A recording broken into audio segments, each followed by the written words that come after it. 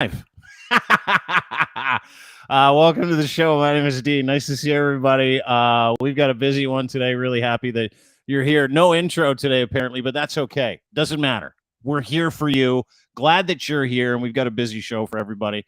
As always, brought to you by our friends over at kivlaw.ca. If you're looking for legal help and you need a good defense attorney here in Southern Ontario, kivlaw.ca. Check them out today.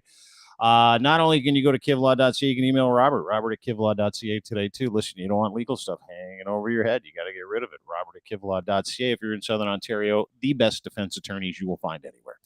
Also, thanks to Ed at Ed's Fine Imports. His Gitch, we wear them, so can you. There they are, a bunch of different colors. Go to edsfineimports.com. The best luxury branded boxer briefs on the planet, made by Canadians for Canadians. So the pouch is sized perfectly. Yes, it needs to be bigger in this country. We know that. So do yourself a favor and head on over to Ed's Fine Imports for your Gitch. What a nice guy. I like that guy. Also, don't forget our friends over at Cantork. If you're looking for more information on how to get yourself a Cantork tool, including a torque wrench for every bolting project, go to cantork.com for more information. Well. What do we have here? Nice to see everybody. Kind of a singular subject that we're going to be dealing with today, which is cool. I don't mind. I'm happy that we've got, just one guest today. One guest is enough. I'm a big fan of this guy. Every time he's on the show, I learn something, even though Lachlan's not here, because I'd prefer if he learned a few things too. But please welcome to the program yet again, once more, from the BreakdownAB, the Breakdown podcast, Mr. Nate Pike, the host of the Breakdown. Nice to see you. How are you? You all right? I'm doing good. How are you doing? I'm disappointed that Locke isn't here, because who am I going to fight with now? That's the thing. I found him distracting. I found his innocence distracting. Do you know what I'm saying by that? When I say I find his innocence distracting, do you know what I mean by that? I just love I've been on your show twice now. Each time there has been this moment where Locke has kind of had this epiphany light bulb moment of wait, what? Yeah. And he pauses, and I live for that. So I'm sad that he's not here today. You know what he's doing today? He's taking the day off because he's so crushed by the loss of Fred Lamarmont, the groundhog out in Quebec that died when they pulled him out of the groundhog cage. It was Groundhog Day yesterday. I didn't even notice it until the fucking thing died. And so there, I don't know if you know anything about the story, but Groundhog Day, obviously, groundhogs can't tell the weather. And I did some research yesterday. I don't know if you know this. 60% of Canadians truly believe the groundhogs can tell the weather. Adults. Oh, yeah. They're like, no, for sure. They don't see it. And then I started asking questions when I was 6. I'm like, what do you mean? He talks to the guy and he tells him, and then he's 6 more weeks of winter. And how does he communicate that he has or hasn't seen his shadow? And all the answers I got when I was a kid was just shut up. It's just a nice day. Just shut up. And I'm like, no, I got to figure this out. That's almost as alarming. I remember hearing a statistic a while ago, it's something like 60 to 70% of Americans believe in angels. Is that a true stat? That's a true stat, apparently. I wish it wasn't, but here we go. I got to look that up. How many Americans believe in angels? What did you look up the percentage? That percentage. I heard it on, I can't remember exactly what the source was, but it was one of those ones where okay, I believe you though, because you're always accurate. You 8 and 10. There you go. So at least Canadians are more skeptical about groundhogs than Americans are about angels. We've got that. Oh my God. 8 and 10 Americans believe angels exist. 81% of U.S. adults believe in God. 81%. You know what that number is in Canada? I was shocked to find this out. Do you know what that number is in Canada? We're smarter. You know that. I would go I would go in the 50s or 60s. 54%. There we go. See safe. Right? Down from the 80s where it was 68% or something like that. I only hope by the time I'm 70, it's 3. That's my goal. I hope to do enough damage to the religious landscape in this country and man-made religion over the next 10 to 20 years that I bring that number down to single digits alone. You and I might be able to save the world if we do that. They'll all be in Alberta. Anyway, good to see you, dude. Nate, you're the host of The Breakdown. It's Alberta's best political podcast. You make sense out of things that nobody else can. and an enemy of the alt-right state. Do they still come after you? Oh yeah. Yeah. The Facebook page is always a fascinating read. The comments are. There's some folks that have some very strong opinions about the idea that somebody could not possibly be speaking on matters politically without being a paid operative by the Liberals or the NDP or the deep state, or like the number of people that I allegedly work for but get no money from is mind-boggling. That's crazy, isn't it? How much money you make that you don't know about yet? There's got to be a secret bank account somewhere. I hope there is. I would love. I think about that all the time. The times that people have accused me of taking money from the government for just because I'm like, I wear a mask, or I got vaccinated. It's like, oh yeah, you fucking got vaccinated because you got paid. I'm like, no, I don't think that's how it works. And then the deep state money is funny too, but it never ends. Like I thought, I don't know about you. I thought not the disinformation, but the people who believed it, the dummies, the people, the lowest 20-30% of people on either end of the spectrum, left or right, don't care who you are. I would have thought they would have chilled out by now just by virtue of attrition, because it's like, how hard it is to stay fucking super angry for 3 years. We've still got convoys in Alberta. We just had us an anniversary convoy down in the Coots border because it's a social club more than it is a political movement at this point. Yeah. It really is. But the social club comes with like this army of digital wieners, right? And it's never ending. And there are different levels to it. And you're here to talk about the premier level. And it's funny because I've seen these alt-right websites kind of pop up. We obviously know about the big blowhards, the rebel newses of the world. We're going to get to Canada Proud, what they're all about. But you really had a deep dive and took a deep dive into True North, which is a fascinating story, right? Like, and I saw you tweeting about it earlier this week. I'm like, who are you talking about? And you're like, True North. I'm like, fucking give me a piece of that. I want to know more. So that's why you're here today, because we want to unwrap how these things get started, where they work, what their intentions are, who they are intended to hurt, who they're intended to help, et cetera, et cetera. But what started you down this road? Was it all the people telling you to go kill yourself every 5 minutes on Facebook for telling the truth? What was it? No, it's actually, it kind of goes almost back to the start of the breakdown, because one of the things that we believe is really, really important is that there is a distinction between punditry and commentary and actual journalism. There's a big difference between those things. And one of the things that we've always tried to be very, very clear on here at the breakdown is that we aren't journalists. We do satire, we do commentary. We try to do well-researched satire and commentary, but we don't have an editorial board. God knows we don't have lawyers. And so we don't want the content that we produce to be misinterpreted by anyone as being journalism. It's well-researched commentary and satire, period, end of sentence. It's in all of our bios that we're not journalists. And the number of times that people try to say, oh, you guys are journalists, we go, nope. But the flip side of that is that there's a lot of people who have appropriated the trust that people have in the practice of journalism. Had. To create their own little media empires of punditry and commentary that maybe isn't as well researched, and maybe is a lot more biased, and maybe does have specific motivations, and maybe does have specific affiliations to political parties. And one of the things that's sort of been on the list for the breakdown for a very long time is this idea that, the people who are doing, in effect, what the breakdown is doing, but they're calling themselves journalists. They shouldn't do that because it's dishonest, to us at least, and it's manipulative. If you want to write an opinion piece, fill your boots, man. I don't have a problem with anyone writing an opinion piece, but when you try to pass that opinion piece off as journalism and as an article that should be cited and trusted and used to define policy or used to define political movements, well, now we have a bit of a problem.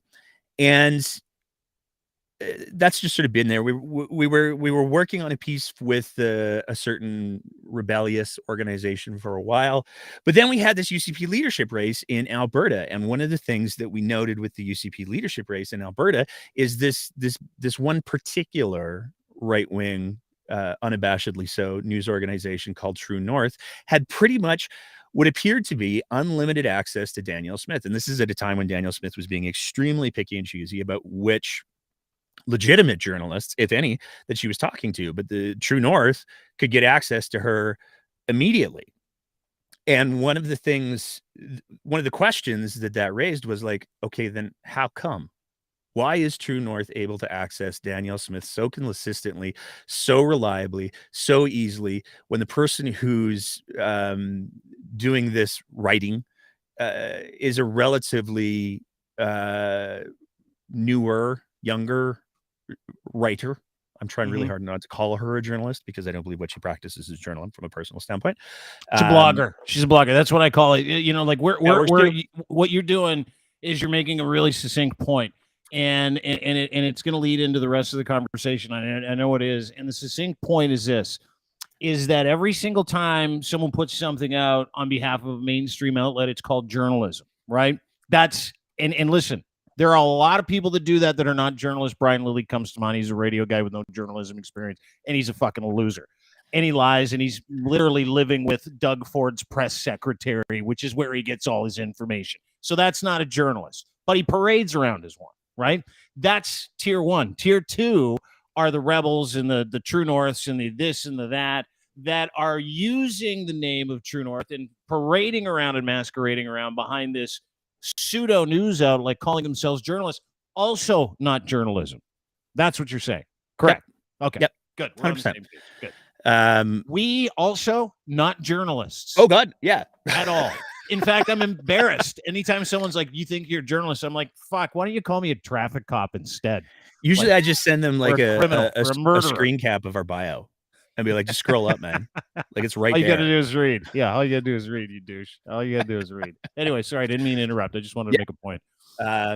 But, you know, so that starts the question of how come they're able to get access to Danielle Smith, who has a very deliberate approach to how she chooses to do her media, I'll say. What's going on there? And that started a 6-month fall down a series of rabbit holes. Like it was one of those things where we kind of started, we're like, hey, you know what? Let's figure out what the connection is and then we'll be done. And then you figure out what the connection is and there's this other piece. And then you go, oh crap, what's this? And then there's another piece. And then there's another piece. Like we were literally tweaking the final script of the piece that we're running tonight. 8 p.m. Mountain Standard Time.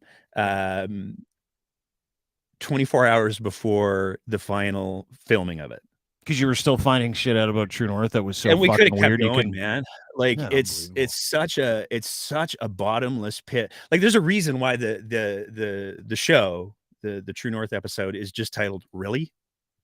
Because the number of times that we would, and we do a whole field, I would call it a sketch, where the theme is just really, because it's ongoing, where it's, you got to be kidding me. Like this is past the point of, well, this could be a coincidence. This is like, there is fuckery afoot here. Okay, so I don't want to release any of the fuckery here on the show, because you've got a show at 8 p.m. Mountain Standard Time, 10 p.m. Eastern Time at the BreakdownAB. I think you're going to probably stream it live, or it's a show that's done, but you're putting it out a lot correct places. Yeah. Okay, you're going to stream it all over the place. Where else can people get it? Let's get that out there first. It'll be on YouTube. We have a Patreon page that we gave early access to. It didn't take very long for that to leak, which I think is fascinating, because that means that there's somebody who's following the breakdown who feels like we need to be like espionaged on, and it's like, wait 4 days, man. Whatever goes on Patreon, dude, their money's green too. Just so you know, the asshole's money is the same. Oh no, I'll take the $5 for sure. Yeah, you bet. Absolutely, anyway. Don't be short-sighted. Take that money, bud. Yeah, it's on. It'll be on YouTube. It's going to be on the Twitter machines, the podcast, the audio version. Although I really have to say, like, we try to make the audio podcast super accessible. There are so many visuals. Like, all of our receipts are visual on this. There are so many visuals in this episode that it really is worth watching on the YouTube, because, I mean, the jokes are way funnier. You sent me a 2-minute clip. We're having a video playback issues. You sent me a 2-minute clip, and we're going to try and fix it. And before we play it, and we're also going to put it out as micro after you go live and make sure that people can see it. But you talk about, and I want to kind of suss this out verbally with you because you're really good at this. You're great at explaining things, and you've done 6 months worth of research into True North News, which is not a news outlet. But when you open this thing up and you started to do some research and you've been doing, and it's been lasting 6 months, and you were adding things even as late as last night, and you put this piece out this evening, where did you start? And what did you find? Like, tell me about a couple of the turns without obviously telling me what's in the show tonight. Sure. About a couple of the turns that you thought, because you and I both know kind of how this space works. I've looked into it, obviously not as deeply as you, how the nonprofit space works, how charities work, loss leaders, data mining, all that stuff. For a lot of people out there, they'd look at True North, specifically the trailer people and the hillbillies, like, it's just a website. No, it is not just a website, correct? No. So, I mean, where we started looking at things was, okay, so what's the story with True North? And you immediately go to, okay, so True North is the product of somebody named Candace Malcolm. Candace Malcolm is somebody who's got a long history in Canadian politics and Alberta politics. She was a press secretary for Jason Kenney. There's a whole bit about that. But prior to that, she was actually working for the Wild Rose and Danielle Smith. So there's sort of the first point of like, oh, so they know each other. And it's interesting because on Candace Malcolm's Lincoln, she actually talks about the fact that she spent the campaign, the 2012 election, on Danielle Smith's tour bus with Danielle Smith doing all of the Danielle Smith things. So there's clearly a very established relationship going on there. But she then went to be a press secretary for Jason Kenney. There were some problems. We highlight those in the episode. And then she started this media career. And her first foray into media was with the Sun News Network, which was the far right, catastrophically failed TV network that started up and then failed, lost millions and millions of dollars. And then it was in Toronto, and it's funny because it was in a building that I used to like go in and have meetings at. And they had a TV show called The Grill Room. Have you heard of this thing? Have you heard of The Grill Room? It was Ezra Levant, Faith Goldie, all the fucking favorites, all the cool people, right? Yep. And they fucking hated each other. And and they all got paid like $500 a show or $200 a show or something like that. And they would all go out and get fucking hammered after, like, just take the money and go and buy beer and stuff like that and make the world a worse place and plot their revenge. Yeah. So it was not just failed. It was like it was one of the greatest jokes in Toronto media at the time. Still is. Just like, fuck, no one likes that shit here. It doesn't work. Right. What was particularly interesting is a lot of the criticism that Sun News Network, Sun Media News, whatever the thing, got was that in multiple instances, including one that did involve peripherally, at the very least, Candace Malcolm, they were acting as, and were accused of acting as, the propaganda arm for the Conservative government at the time. So there's another interesting, okay, so somebody had figured out back then, if you have a media network that promotes the narrative that you want to have promoted, then you can get some things done. Yeah. So there's another little like, light bulb moment. And here's the other thing, Nate. If you have one of those in your political party, if you've got a news proxy or media proxy, you can legitimize lies as real news. Yes, you can. And they certainly tried to. We have a video clip of them trying to do exactly that on the Sun News Network that's included in the episode. Cool. But from there, Candace Malcolm went ahead and registered a bunch of stuff. And this is where it starts to get kind of like, oh, what's going on there? So the Twitter account that True North uses was registered in 2015. True North News didn't exist back then. The Facebook account that True North uses was registered in 2016. Didn't exist back then. So that forces the question, what did? Well, it was an organization that Candace Malcolm created in 2015 called the True Blue Initiative. But in 2017, it appears that her husband maybe bought her a charity for her anniversary. I don't know, but I mean because in 2017, a charity that worked to help immigrants, new immigrants to Canada in Vancouver, was taken over by 3 people. One of them was Candace Malcolm's husband. The other one is a longtime political strategist and operative who also worked for Danielle Smith at the exact same time, named William McBeath. And then there was a lawyer out of Edmonton. He's since no longer involved with them. And they took over this charity, and they turned this charitable organization that helped new Canadians into True North. And then they rebranded their Twitter, and they rebranded their Facebook page, and they created all of these things claiming that they do research into immigration.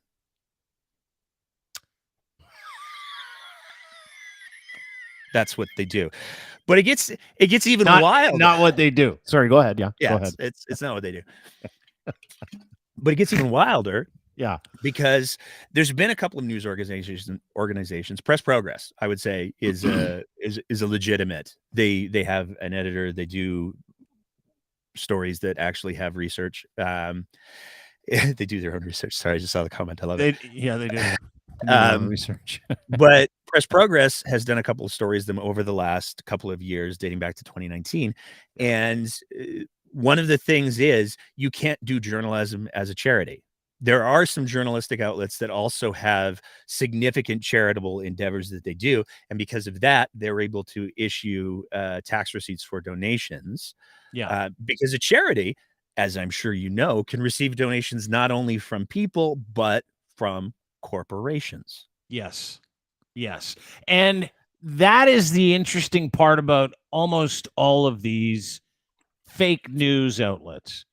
True North, Canada Proud, Rebel News. I can't speak to their inception in terms of how they did it, but all of them have a nonprofit kind of trigger in their business model. All of them. And in True North's case, it is a nonprofit entity, is it not? Like it is literally a registered charity. They're literally a registered charity with the government of Alberta. They are literally a registered charity. It's not even that they're a nonprofit. They literally took over the charitable status of this organization that was helping new Canadians get landed in Vancouver, and they turned it into a media empire, which you're not supposed to do. Journalism is not supposed to be I believe it's illegal. I believe it's not just unethical. I believe in terms of journalism in this country and the rules set forth by the government that True North and Canada Proud operate illegally, operate under the guise of a charitable organization, and they are not. And that is the truth. Like you have the receipts that you're like, I've seen the video. I've seen the receipts. They're going to be in the video tonight. That these people not only operate like a charity, get write-offs like a charity, but then they take that charitable money. What happens to it next? What happens? And charities aren't allowed to advertise, by the way. So how does that work? This was the wild thing for me is that we got a hold of their financials for up until 2021 because they're all posted publicly on the government website, and they spend like hundreds of thousands of dollars a year on advertising. Well, one of the things that we've learned over the years is when somebody says they're doing advertising, one of the quickest and easiest ways to figure out what they're doing, because most people advertise more on social media now than they do conventional media. Yeah. So the question was, well, what are they advertising on Facebook? And as you go through, they're signal boosting a lot of their own Facebook posts, which is what a lot of people do with Facebook posts. But it begs the question, like, okay, so you're advertising that the one that we use as an example as a show is there's the recent incident where the prime minister was mobbed by a group of people. They signal boosted, they paid to have that as an advertisement through the True North Facebook page to go out to a whole bunch of people on Facebook.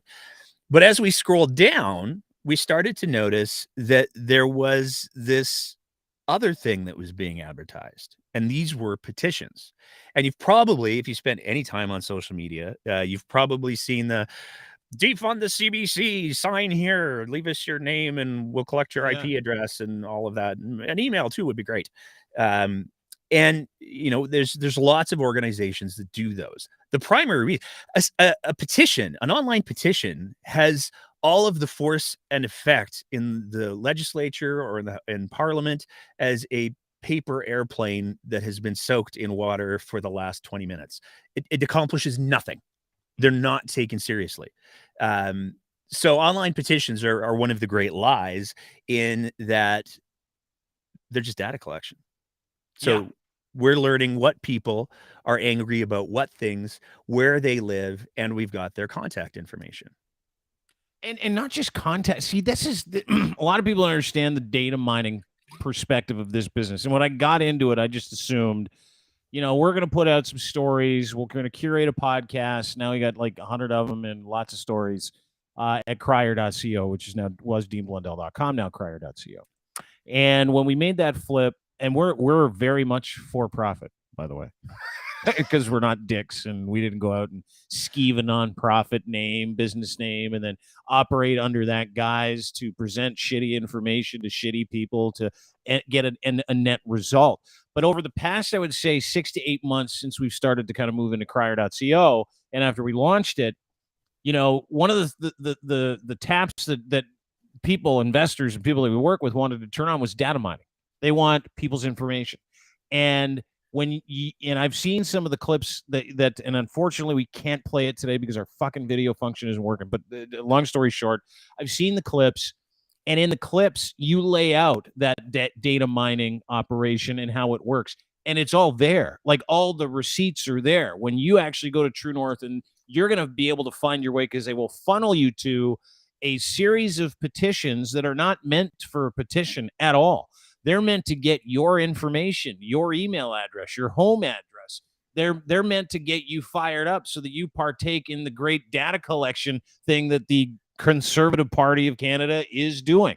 And that's really the funny part. And not a lot of people know that in this space is that, all of these sites, yes, they're dangerous, super dangerous. As a matter of fact, I think if we're going to kind of turn the clock back, according to what we know now about how many people died needlessly, I think that number's around 3,000 because of disinformation, hundreds of thousands of hospital beds, hundreds of millions in lost wages, people that couldn't go to work because of COVID, because of disinformation. So it's really like a multi-edged sword, right? If you can present yourself as a legitimate news outlet, you can then take those people once you get them in your ecosystem and you can funnel them anywhere. And when they get there, they're going to give you what you ask them for, which is the ability to change the world for you. And that's not the case at all. They don't care about those people. They don't care about the petition or the reason behind the petition. What they really care about is jacking you up to the point where you're going to click all the way through to give them into your information. That is it. That is the goal, is it not? Yeah. I mean, this website, it's trueblueinitiative.ca for anyone who wants to go take a look and see just how loose they are with non-existent privacy stuffs. This is a website that belongs to the organization that Candace Malcolm first generated in 2015. She's flipped it into something called the True Blue Initiative. It is a website that has only petitions. There's no menu. There's no about. There's certainly no privacy policy. And it is literally just a collection of petitions that you can click on. Some of them are signal boosting True North stuff. There's one about how Indigo should be forced to stock. There we go. Indigo should be forced to stock Andrew Lawton's book for reasons, I guess. But a lot of them are like defund the CBC, and they're all social issues that people get super fired up about. Yeah. But the wild thing about this is there's no privacy policy whatsoever. So what this means is if you go to this website and you enter your information, whether it's your email address, your name, whatever, that information gets collected and you have zero say over what happens with it next. But what you've done is you've told the people who are running this in the background that you care about defunding the CBC. So let's hypothetically, not saying this is what's happening, just as a hypothetical, because I got enough legal problems as it is, but let's hypothetically say that the Conservative Party of Canada reaches out to, I don't know, a data broker of some kind and says, hey, we want a list of people who care deeply about defunding the CBC. and we want their contact information. Can you make that happen? That data broker could then use a website exactly like what this True Blue Initiative thing is and say, yeah, we've got a list of 4,000 people who are super pissed off about the CBC, and there's no privacy policy that says that we can't sell you their information that we got for free. And then you can send them emails and say, we want to defund the CBC too.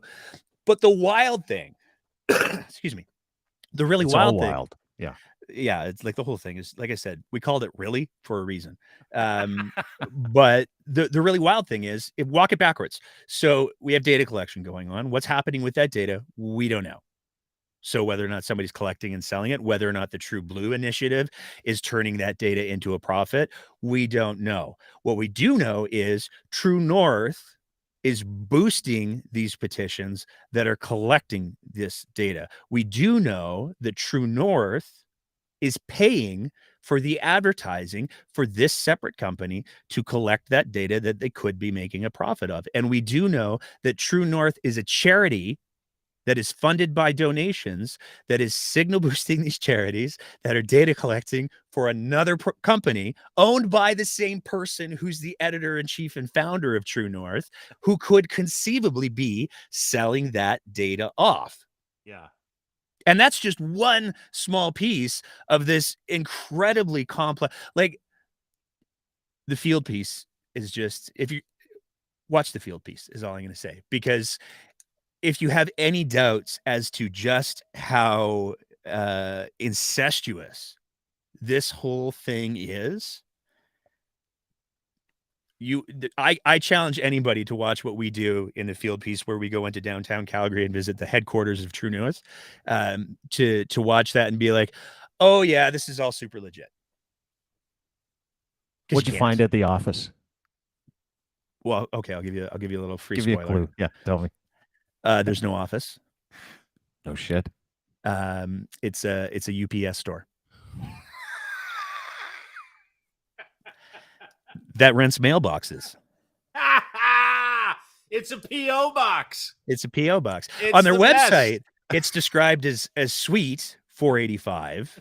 You can go to their website right now. It's listed as Suite 485. So we went to try to visit Suite 485, and we couldn't, because it's a PO box at a UPS store in downtown Calgary. Yeah. But we also went and visited, I think, at least 8 other conservative PACs, organizations, and it's crazy how many operate out of a UPS store in downtown Calgary. It's really fascinating how many of them have the exact same mailbox. Like, I don't know how they fit all of those people into that tiny little mailbox who are working on all of these organizations, but they flex from home, dude. Everybody's doing it now post-COVID. You can flex from home. Maybe the offices are behind the mailbox. You don't know that. No, I asked. I even asked if they had an elevator. So you do know that. Okay. That's where the bit in the trailer that we put up last night comes from, where you can hear my voice saying, okay, but where's your elevator? It's a single story UPS story. So it's a very clever joke. Is it in a strip mall? Please tell me it's in a strip mall. No, it's a standalone, which is wild. Oh, wow. Yeah, it's like, it made for great footage. But oh my God. So these guys, True North, in this one example, True North, and listen, you've laid out Candace Malcolm, who I want to get into, like, because we're not done yet with this conversation in terms of the players. Like, you've laid out individuals, you've laid out Miss Malcolm and her husband, you've laid out a lawyer from Calgary who decided to take a walk. But Andrew Lawton is involved in this, and he might be one of the worst human beings in the world. He's emotionally, like, depraved. He's just one of the biggest pieces of shit you've ever met in your life. He's a failed broadcaster. He was terrible on the radio. But they heard something in him, right? How do they staff this thing? Like, how do they keep this thing moving? Because they've got some people like Rupa, who is one of the worst liars in news history, and all she does is fucking lie for a fucking paycheck. And by the way, Rupa, you can sue me. I know you said you wanted to sue me a while ago for outing you as one of the worst displayers of Russian disinformation, which is a fucking fact. that the University of Calgary put together a study around. You, Ezra, Andy, all of you. So listen, none of those people are legitimate publishers. How do they make it work? Is it all Candace Malcolm? Like, is she the? I mean, she's got a couple of masters. She's a smart lady. She knows what she's doing, right? There's a chief operating officer involved too. And who's that? That's a gentleman named William McBeath.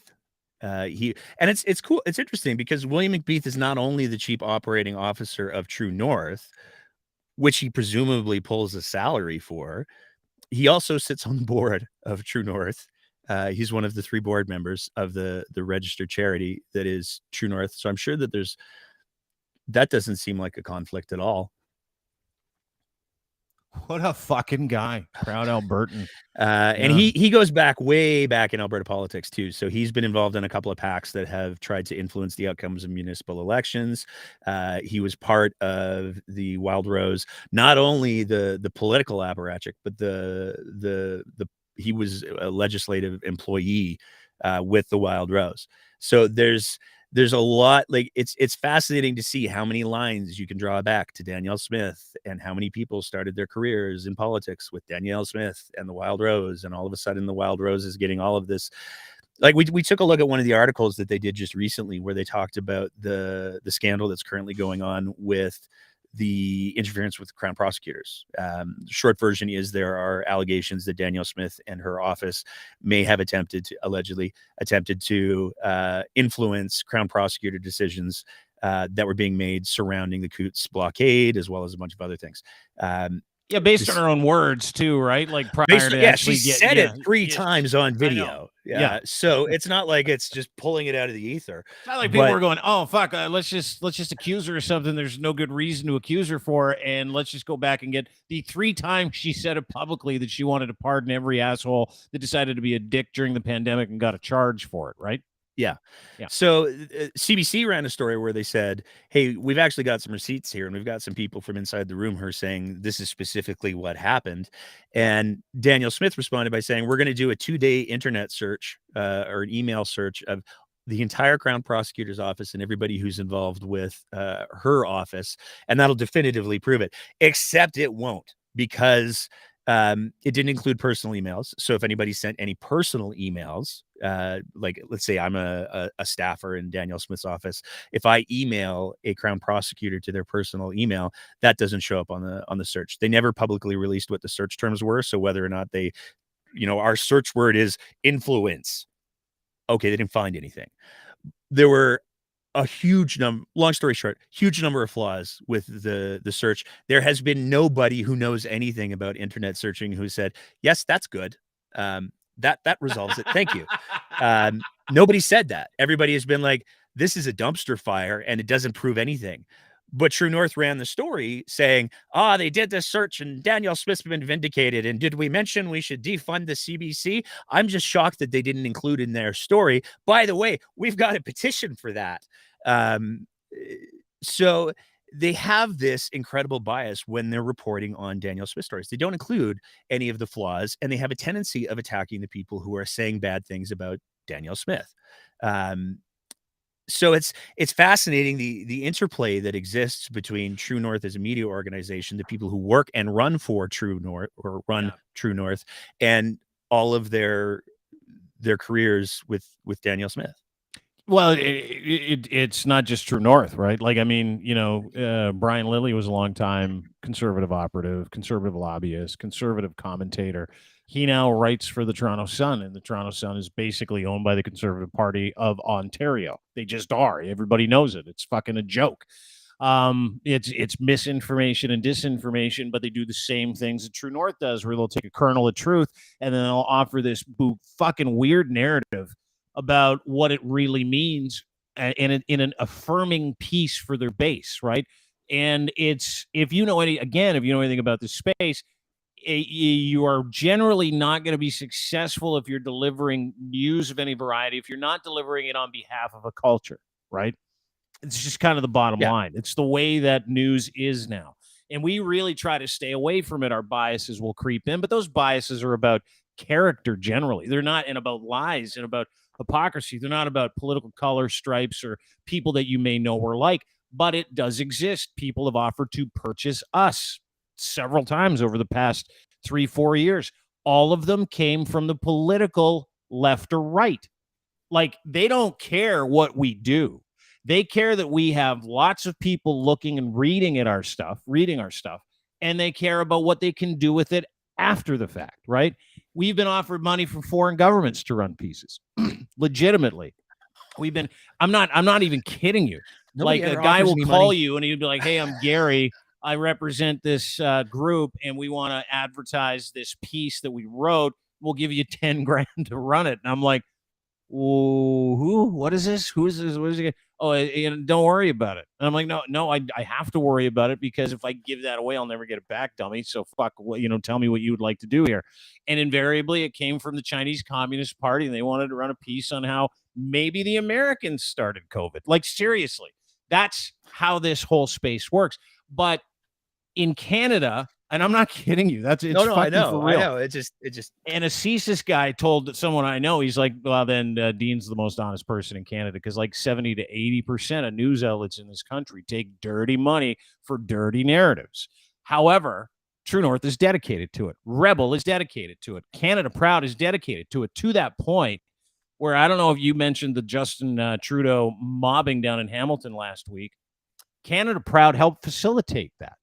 And they sent their cameras down there so they could get some fucking sweet pictures before everybody else, and they could put that around the world and tell everybody the entire country hates this guy. He can't even go to a hotel without being power bombed with flares, and people tell him he's a fucking tyrant. And that's the goal, right? Each individual outlet has a different goal and way of doing things, but none of them are authentic. Like, absolutely none of them. From inception to intention, none of them are authentic. Well, that's how we bookended the episode, actually, because one of the writer that covered Danielle Smith's campaign, she's an interesting.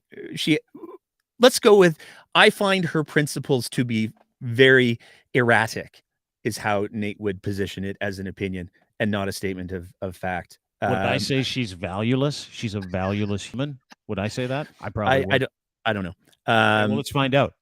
She left an organization called iPolitics, and she left that organization and she went to another far right outlet that, boy, is a whole other thing, called the Western Standard. And one of the things that she bragged about when she joined the Western Standard, which she doesn't appear to be writing for anymore, she seems to be dedicating herself to True North and the Epoch Times, because of course. And can I just say this too before you finish your story? There's like a Ferris wheel of fucking idiots, and they all write. Right. And they're all looking for paychecks. And so, and I can tell you this because I do this for a living. They go door to door, and they'll sell their services to anybody for $500 a month to write 4 stories. They will. It's just fucking amazing to watch. And so when that's who you're talking about, continue. I don't mean to interrupt. No, that's cool. That's cool. Yeah. So she wrote a piece when she joined the Western Standard where she talked about one of the reasons why she was joining the Western Standard is they wouldn't exercise any sort of editorial influence on her stories, which, as I started the whole thing off with, is kind of one of the defining features of journalism. If you think as a journalist that you don't need another second set of eyes on what you've produced, that's scary, period.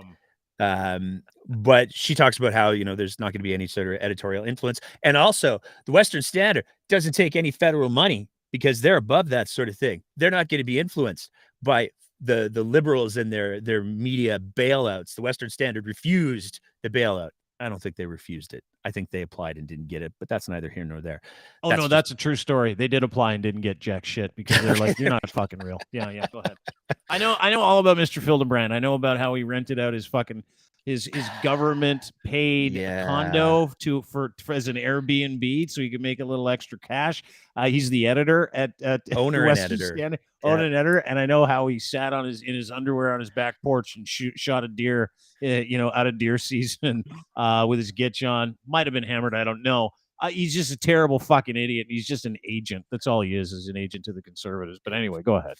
Fled the scene of an accident, I think, was in there too. I could be wrong. Oh, yeah. Right. He's a real good guy. Quality character. Yeah. So she wrote this piece extolling the virtues of the Western Standard and their refusal to take federal money. And then she went to True North, who took the federal emergency wage subsidy funding during COVID, despite the fact that they have consistently made money as a charity year over year since 2019. Yeah. So, you know, as wild. I end the episode, principles, right? You know what, though? Media has never, I was thinking about this because it's easy to shit on mainstream media. I can't remember what the trust score is. It's like 22% or something like that. 22% of Canadians trust mainstream media, and with reason, right? You can't take government money and be considered an unbiased source. You just can't. They've been taking it for a long fucking time. Number one. Number two, they serve their executive relationships. We all know that. Yep. Now, that is the problem we're talking about here with all these alt-right outlets that all seem to kind of end in Calgary and have P.O. boxes in Calgary and don't operate like real fucking businesses. But when it comes to mainstream media, this is their own fault, right? Like, I mean, the disinformation that we see and we eat on a daily basis, it's different in every province. And I've watched a news television station in Calgary deliver the news in one night, and I've watched a news station in Toronto deliver the news in another night. Very different stories, very different tone. The things you would expect to see, you don't see. The things you read about and we talk about the most on social media never see the light of day. And so they appear on these outlets outside of mainstream, right? But mainstream was never a valued industry to begin with. Like, they took money from Marineland. They treated people like shit. They took free labor for years and years and years. And I know that because I was in it for a long fucking time. They are a valueless industry, so they're suffering the sins of their past. And that's why these independent brands seem to succeed, because they've created an opportunity for it to happen. I think that there's an important distinction to be made, though, in between journalists and, I don't know, corporate overlords, because there are, and I got to say, especially given the political climate in Alberta right now, I am so grateful for the mainstream media employed journalists, real journalists who, and there are lots. Yeah, there are, and they're doing it for the right reasons, I think, and they're doing it because they recognize and they fundamentally believe that the cornerstone of any democracy is a well-informed electorate. And what we have happening is the electorate is getting not only less and less informed, but misinformed and disinformed. And there is a huge conversation that's happening in journalism right now. There's a journalistic outlet just a couple of days ago that let go of a couple of editors and some reporters because they're wanting to do the making of the money.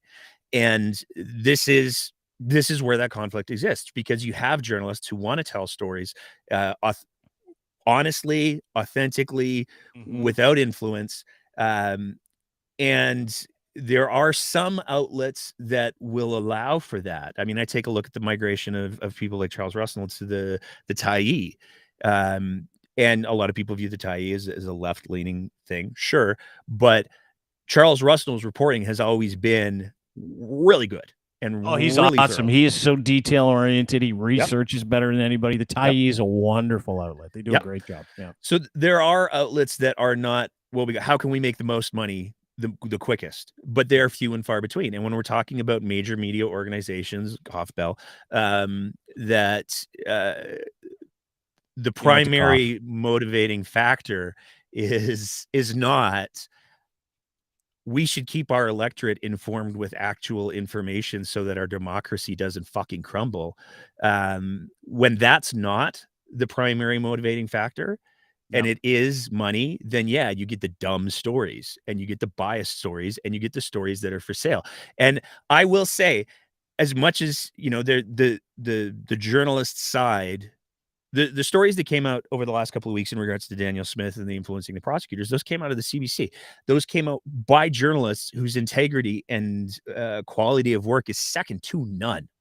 they are able to do that because of the funding that they get from the CBC and the jobs that they have with the CBC. So I'm very grateful that there is a space for journalists to go to, I don't know, practice actual journalism without having to worry about the corporate overload so much. But at the same time, the fact that CBC is now selling their podcast time for a revenue stream, it's just...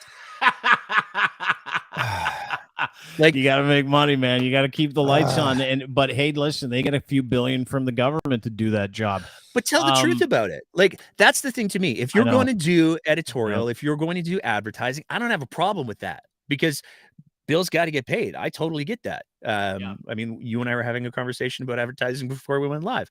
That is a function. But I think that it is critically important that people recognize that. I was having this conversation with someone last night, and you know, a while ago, the Breakdown made a joke about somebody who may or may not have had a public dating profile on a site who also has a history of, I don't know, corroding democracy. And a lot of people got really upset with that. Candace Bergen? No. She was on Cougar Life for a while. Oh, there you go. A lot of people got really upset with that. My theory is a lot of people got really upset with that because there's a lot of people who are on dating sites and they don't want to publicly be known that they're on a public dating site, which creates dissonance for me. But there were a lot of people who were upset with it. And I and the team had a conversation about it. Like, okay, so the joke's pissed a bunch of people off. There's a bunch of people lighting their hair on fire and saying the Breakdown should be canceled. So that's the second time this week. But do we leave it up or do we take it down? And we agreed we leave it up. Yeah, you do. Because not only was it a valuable joke, and it was a funny joke, I think, and the rest of the team thought, but I can't think of something worse that you can do than deliberately subverting democracy. Exactly. Like, dude, that's a societal level thing. If you run over someone's dog, or if you knock over a liquor store or whatever, those are very bad. Please don't do those things. But when we talk about deliberately and willfully subverting the things that keep our society going and keep us away from, you know, states like Russia, you're hurting everybody. Yeah. And you don't get to just walk away from that free of consequence. Do you notice the fucking great point? Do you notice the free speech pioneers? You know, the people, the freedom people. It's like free speech. I took a strip off Jordan Peterson this week. Felt great. Free speech, free speech, free speech. And you're like, okay, free speech. Let's do that today. Let's try free speech. And they say something, you correct them, and along comes 400 bots telling you to shut the fuck up. I'm going to find you. Shut the fuck up. Those are not from liberal accounts. Nope. Those are not people that believe in free speech. Nope. The people who go, fuck you, I can say what I want. You go, okay, well, here's a problem with that, and here's a correction for what you just said. Then they come after you to tell you to shut the fuck up or try to scare you into not saying anything. We literally live in that world. We live in that world where all the receipts of the people who are asking for free speech are in the opposite of the free speech direction. Completely in the opposite. Demetrius Nicolaides, the Minister for Advanced Education here in Alberta, he came out today because we had this little dust up because there's this like residential school genocide denier who wanted to do a speech at the University of Lethbridge. And the students said, nuh-uh, not on our watch. And they said, no, you don't get to come here and you don't get to lie to people. And it's really important there's a distinction between an opinion and something that's demonstrably factually wrong. If you have an opinion if you want to argue about whether or not lemon meringue pie is the best pie, I'll have that argument. And if you're saying that it's not, you'll still be wrong at the end of the argument because lemon meringue pie is the best pie. It's close. No, it's a close second to apple crumble, but go ahead. So you're still wrong there, but that's okay because that's an opinion and we can have those opinions. But if we want to talk about whether or not the fucking earth is flat, that's a fact. It is round. It is proven. Give your head a shake, and you shouldn't be allowed to do. Now we're having debate in the comments about the best pie. I love your comment section, by the way. It's wacky in there, isn't it? It is. But you know, when we're talking about things that are demonstrable facts, period. There is no reason for some kid to pay an exorbitant amount of tuition, by the way, to attend a school that is going to have somebody on and say, so the world's flat and I'd like to do a PowerPoint present. I bought a model to do that sort of thing when they're supposed to be at educating people about the truth, right? Like facts. That's what universities are for. And that's what kills me about these guys. They all put themselves in those spaces, though. They all try to do these things where they're like, hey, listen, that's why Andrew Tate exists and why his bail got denied for the third time and why he's sleeping with cockroaches, by the way, is that he tried to present sex trafficking and being a misogynist prick who hurts women as a business opportunity and freedom to move, freedom to do what you want. This is not right. You can't. And there's a point where you have to establish some kind of baseline of fact.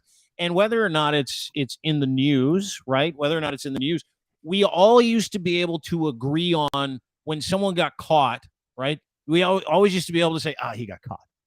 And now when someone gets caught, take Andrew Tate for an example, not only did he tell everybody what he did, not only did he leak through videos and all for the last 10 years, it is like, here's how I commit wire fraud and how I traffic humans. Like, I mean, he's laid it out for us. And not only is that a real thing, but that in a post-world society, which is what we live in, post-truth world society, is we live in this time where they'll go, you know what? I'm going to change the rules right now because you're getting really close to the truth. Yep. And that's all we do. We chase that thing around. And there's a certain segment of society and a certain person, as a certain news outlet that's valueless that you can't pin down on the truth. And so it's making people fucking crazy, Nathan. Crazy. Well, that's the wild thing is that this same minister here in Alberta just orchestrated, allegedly, the firing of the president of another university. He did fire a controlling number of the board because that university wanted to, it's an open access university. So if you didn't finish high school, you can still go there and you can get a general studies piece because, you know, life happens in high school. And if you want to at some point get a degree, you should be able to access that. So it's also Alberta's only dedicated distance learning university. And when COVID happened, they went entirely online and they were like, hey, this is really working because we're a distance university. And there are some folks in the town that this university operates in who are like, hey, we don't necessarily like that because we're a small town and we're in rural Alberta and we're dying because that's what small towns in rural Alberta do. And Athabasca, right? Yep. They petitioned the minister to say, you know what, you have to make them stay. You have to make them stay and they have to work here. And the board said, you know what, that seems like it's a terrible idea. So seems tyrannical, really. It seems like tyranny is what it sounds like. Fired the board. They put in people who would do what they wanted to. The UCP did because it was a ministerial order. And they just recently, and this is where it just gets gross. The president of the university, given that this board now has a controlling interest, and there's a lot of real questions that are being asked about how the vote was even conducted, just fired the president who lost his wife to cancer a couple of weeks ago. So now that they can put in the people that they want to do. So not only are they just being like Machiavellian about it, but they're also just being dicks. But the question that I had for Mr. Nicolaides earlier today was, okay, so you think free speech needs to be presented no matter what? I look forward to your support for parents who want to take their kids to the drag story time things because they're making parental choice decisions, which we know this government believes in parental choice. And we have people expressing their freedom of expression here in Canada. So you're going to tell all of those nutters who keep showing up saying hateful things that they shouldn't be there, right? Oddly, I haven't seen him issue a statement on that yet. No, crazy that he hasn't, dude. Crazy that he hasn't when hypocrisy sits so thick in the air. But when someone says, hey, dude, what do you think? They're like, fuck, I can't. I mean, and it traverses provinces. Even Scott Moe, I loved him last week. He's like, we need to stop the catch and release program. Too many criminals on the street. The hypocrisy there was thick in the air as well. And people started going, aren't you the guy that murdered a chick in a hit and run in 1997? Aren't you the guy with a couple of DUIs? Aren't you that guy? Aren't you that guy? Didn't your son just get popped for DUI and nobody spent any time in jail? Didn't you like let your brother out of jail a couple of years ago? Like, didn't you and it's amazing because it's rules for thee and not for me, right? Yep. That is fascism. And in your case, And I don't know how it happens. All the PO boxes for those fascist organizations are in Alberta. Why? What is it with Alberta? What is it? Is it the cage that the UCP and the conservative religious faction like to put over top of the province where you can operate freely like a huge religious asshole? What is it? You know, it's fascinating because, and I'll tip one of the ones that I was just like, I saw the address and I saw the organization, and this was another one of those really moments, because one of the organizations that operates out of that UPS store is an organization called the Free Alberta Strategy. And the Free Alberta Strategy is the group that wrote the Sovereignty Act that caused so much trouble and was watered down and is now just dumb. But the players behind the Free Alberta Strategy are equally exhausting, because one of the main guys is a dude named Rob Anderson. And Rob Anderson is famous in Alberta because he was elected as a PC MLA, but then he crossed the floor to the Wild Rose. And then Danielle Smith was like, hey, I'd like to cross the floor to the PCs. And he was like, I'll go with you. So he crossed the floor twice in one period. And he's a lawyer, and he's the author and architect of the Alberta Sovereignty Act. He is also the director of the Premier's office now. And out of the same UPS store that what some people call the positive propaganda arm of the Smith government in regards to True North is operating, you have the Free Alberta Strategy also operating as well. It's absolutely surreal. And you can go through the list of the organizations, and in the field piece we do, where it's just like, this can't be real because this is so ridiculous. It's like totally real. And you know what's funny is that, like, when you try to explain it to somebody, they're like, dude, take a Valium, get a hot tub, relax. I wish you could, but that's what they count on. There's no way the political machine operates these news outlets like lobby propaganda arms. That's all they do, dude. Yeah, that's all they do. It is so much more prevalent on the right. Happens on the left a lot, and I've got lots of examples of that too. But I don't know how and I'm kind of jealous in a monetary way, because these guys have been able to fucking not just make it work, but make all kinds of money while they're literally brainwashing people and grinding them into their ideology, right? That's literally what they're doing in certain provinces. And that's what the conservative machine is all about right now. It's about literally hiding behind religion, hiding behind these ideologies, and touching people in the same fields that they want to get action in, right? And it's for their friends. It's not for you. None of these guys do it for you. You think Danielle Smith is in it for Albertans? Fuck that. Dude, you think Justin Trudeau is in it for Canadians? No, he's in it for the Liberal Party. Do you think any of these guys are in it for you? No, none of them are. And we say that all the time. But the manipulation machine on the right is so much more effective than the one on the left. Oh, there's no question. Unbelievable. There's no question. I've had this conversation with a bunch of people in regards to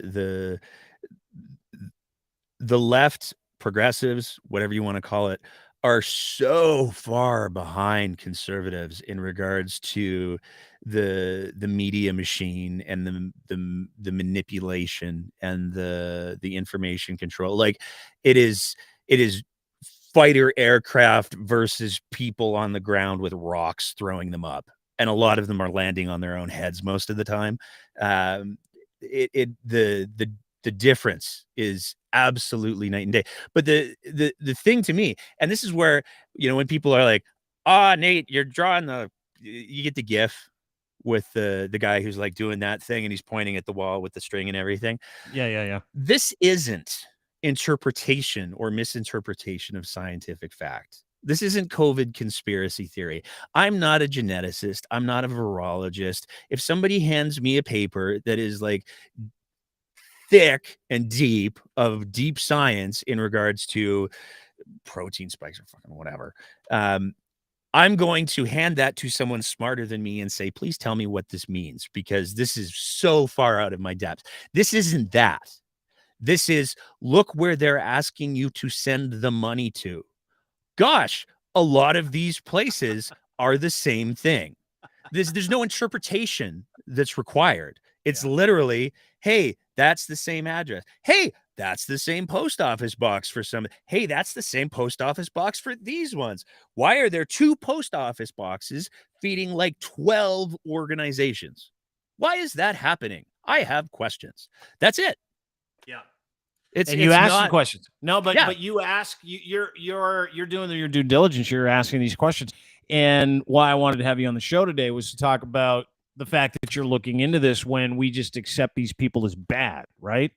You know, and we don't live in that world anymore. That post-truth world requires effort for a lot of people. You and I are a different vintage, right? We are from a time when you had 4 TV channels. At least I did, maybe 6 if you were really lucky, depending on. You had 1 channel? CBC in northern Alberta with an antenna on the roof of the house. And it was fuzzy, and you'd have to hammer the side of the TV just to get it. Star Trek on Saturdays, man. It was super exciting. And like 2 hours of cartoons on Saturday morning. Remember that? Exactly. You'd run downstairs to get the cartoons. Hercules was always #1 in my books. I love Switchback. Switchback was cool too. I think Howard Glassman was the star of Switchback for a little while, if I'm not mistaken. I think he might have been. Old radio guy. Anyway, it doesn't matter. But it requires work. Like, we live in this time, again, post-truth world. You have to do work. Back then, you turn on the TV, you get the news for an hour. I'm good. That's the truth right there, because Walter Cronkite said it, or Lloyd Robertson said it, whatever the situation was, right?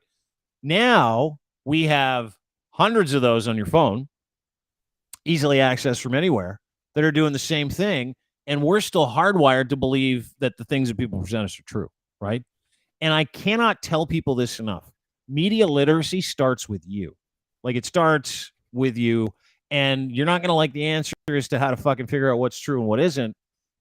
You got to go to a few other sources. I know it's a couple other clicks, but you got to figure out the truth. You got to dig a little deeper. You got to do a little more work, because it's not just for a guy like Nate to come up with that information. That wasn't just, putting on the hockey game, click a few things, cut and paste, and go, hey, I guess these guys are a bunch of fucking liars. How long did that take you? But tonight, 8 o'clock Mountain Standard Time, really a special on True North.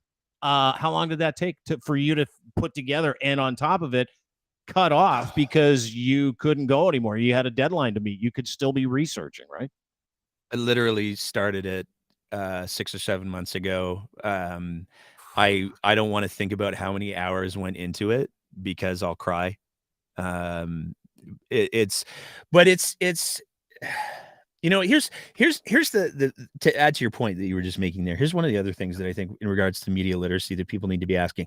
If you read a story and your immediate reaction is, ha, I knew it, I was right, that's when you need to stop. That's when you need to stop and go, okay, wait a second, this feels really good. Let me confirm. Let's it's that trust and verify thing. And the flip side of it is if you read a story, particularly from an organization that has a clear bias, cough, True North cough, and you're like, oh, I'm very angry now, this story has made me angry, that's when you need to stop. If you're reading anything and you're having a significant emotional reaction to it, that's usually a big indicator that you need to say, oh, what's going on here? Because if somebody's presenting you, what's that? Maybe I should get a coffee and then go visit another source. So right. I'm not so angry. If somebody's presenting you content and you're having a visceral emotional reaction to it, that's by design. Mm-hmm. Period. Great fucking point. And probably a good place to jump off. Like, it really is. And I say this to people from time to time, that anytime you make a decision with your emotions, probably not a great decision. I don't care what emotion you're employing to be able to make that decision. Joy, extreme happiness, elation, anger, right? Those algorithms are meant to do one thing. And I'll tell you something. Again, I hate every single one of these cucks, but they're good at it. They know how to fucking piss you off. Ezra Levant can piss you off and make you click things. Same with Jeff Ballingall from Canada Proud. Is he the biggest piece of shit on the planet? Sure, but he knows exactly what buttons to touch, how to do it algorithmically. So does True North, and so does Candace Malcolm. And when they make you angry, they are doing it on purpose to get a reaction from you, so you will fall in line and click all the way through to the things that they want you to, so you can send them money and they can fund disinformation in this country. Yep. Right. It is. And the fact that True North operates it as a charity, like that alone, like fuck off. Don't tell me it's not about the money. You're operating as a charity. The whole reason is for the financial benefit. Otherwise, you wouldn't have taken over a charity to help new immigrants and flipped it into your media empire because you clearly didn't believe in the work. Yeah, I'm sure not many people buy a charity to welcome new immigrants to the country and then don't do any of that without probably some nefarious intentions. I'm just saying. There's questions. Yeah, there's lots of questions. Nate Pike, the Breakdown AB is the name of the podcast. Highly recommend you watch it tonight, 8 p.m. If you go to the Breakdown AB on Twitter, you'll be able to access it. He's got a great trailer. We just put it out as well. It's also in the description of this podcast, so you can check it out. And again, just quickly remind us where and when so people can watch this special on Unmasking True North. In really, where else can people get it? Well, you can YouTube. If you want to watch it right now, you can sign up to our Patreon page.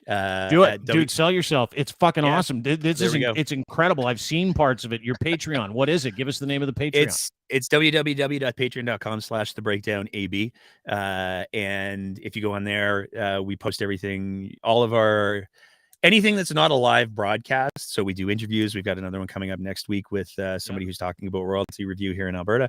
Those all get posted usually 3 or 4 days before it goes public. So you get that benefit, but you also just get the two selling points that I've been telling people about the Patreon are it just feels really good. It feels it just intrinsically feels good to help us make the jokes and the content that we do, but also if you say to some of these, like the Danielle Smiths and the Dimitrios Nicolaides, if you get to say to them, hey, you know what? I'm giving the Breakdown money. Makes them nuts. Does it make them crazy when they see the people? It absolutely does. Hey, everybody, I want you to listen to me very carefully. Give the Breakdown money. Give him money. This man right here, for free, is educating you.